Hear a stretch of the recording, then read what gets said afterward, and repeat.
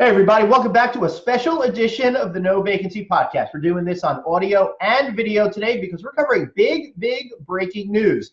Just this morning, it was announced that Aimbridge Hospitality, North America's largest independent hotel management firm, and Interstate Hotels and Resorts, another massive company, maybe I think the second biggest management company out there, are going to combine. While there's no new name yet for the combined companies, it's a pretty exciting thing that's happening here in our industry. More mergers are afoot, just like my guest here, Mr. Bruce Ford of Lodging Econometrics has predicted. But Bruce, before we get to you, I want to say that this video is sponsored by the good folks over at SkyTouch, the industry's leading PMS. Be sure to check them out at skytouchtech.com. Bruce Ford, big news today. What do you make of it?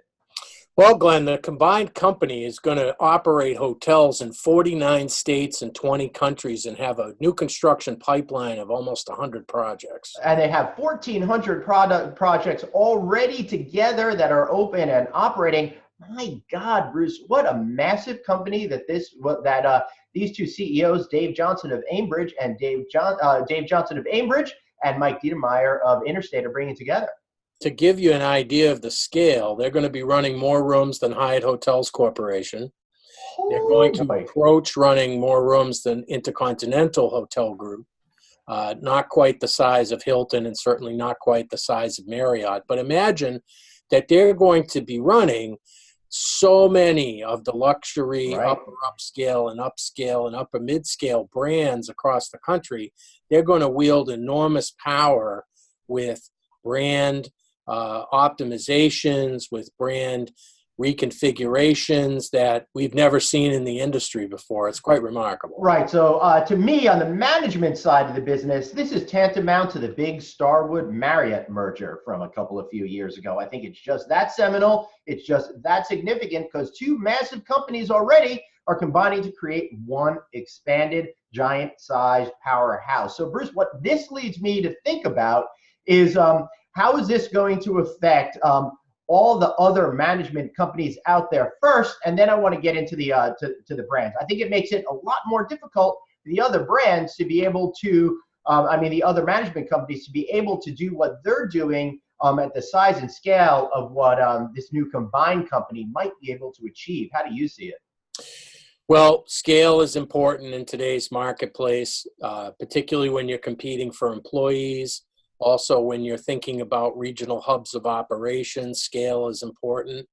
And I think that, Arne Sorensen from Marriott brought us all around to that when he's kind of said that, Marriott's buying Starwood because we can't grow that fast by doing it any other way. And, at this point, I think, and I said many times on your podcast, Glenn, and publicly on stage, that the mergers are not done. In the hotel industry, we're going to see more. So this was a really exciting announcement this morning to see, and hopefully it will be a new watershed moment in the hotel industry for the power of third-party management companies. Yeah, it's absolutely a big deal for third-party management companies, but when you have one company with so many hotels, how is that going to affect their sway with the brands that they partner with for the individually flagged properties?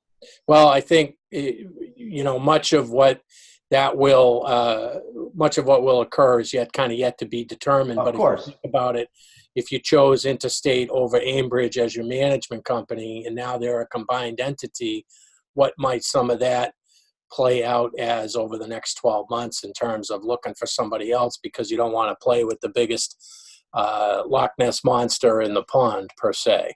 As we found out with Marriott and Marriott and Starwood, some of that was just a lot of chest pumping, as we haven't seen so much change as was anticipated. So maybe we'll withhold judgment about whether a third-party owner would be interested in changing management companies because of the scale of this new organization. Well, to me, I think it makes it that much harder for all the other management companies out there to be able to compete on the same level. They were already a little bit behind, but maybe it'll actually make their jobs easier now that I'm thinking about it. Perhaps individual owners that provide the property for the management companies to run don't want to deal with such a massive company. Perhaps they want to deal with smaller companies leaving an opportunity for some of the more typical size management companies to find continued success in the future. Yeah, and I wouldn't be entirely surprised if some of the portfolios of some companies break away in chunks, from the larger Right. entity.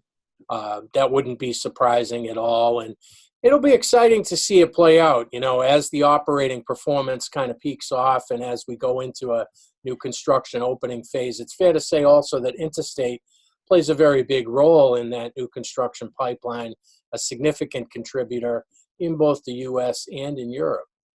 Right. They have a great flagship operation in Europe that they've grown quite substantially over the past couple of years. And the Interstate CEO is going to kind of take a global role for the company.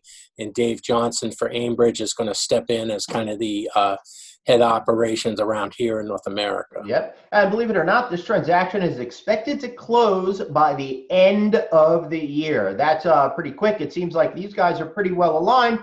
But from being on the road and having relationships, we already know that these guys get along pretty well. So it's probably a big, giant love fest over there today. Well, it's going to be exciting, Glenn. 3 weeks to the Yep. lodging conference. It will be the talk of the town at the JW Marriott in Phoenix in a couple of weeks. So let's open it all to of you who are either listening or watching. I want to know what you think out there. If you're watching this, drop a comment in the section right below here. Let us know what you believe about it. Or if you're listening to the audio feed, drop Bruce and I a line. You can find me at Traveling Glenn, or just drop us a note on Facebook, on Instagram, wherever you get them. Or Bruce, how can we find you?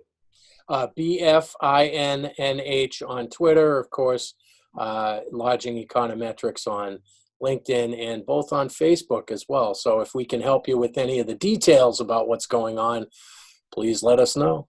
Great. Awesome. So I want to thank you guys for listening. If you haven't subscribed to the No Vacancy podcast and video series, be sure to do that. Go check us out at novacancynews.com for all that information.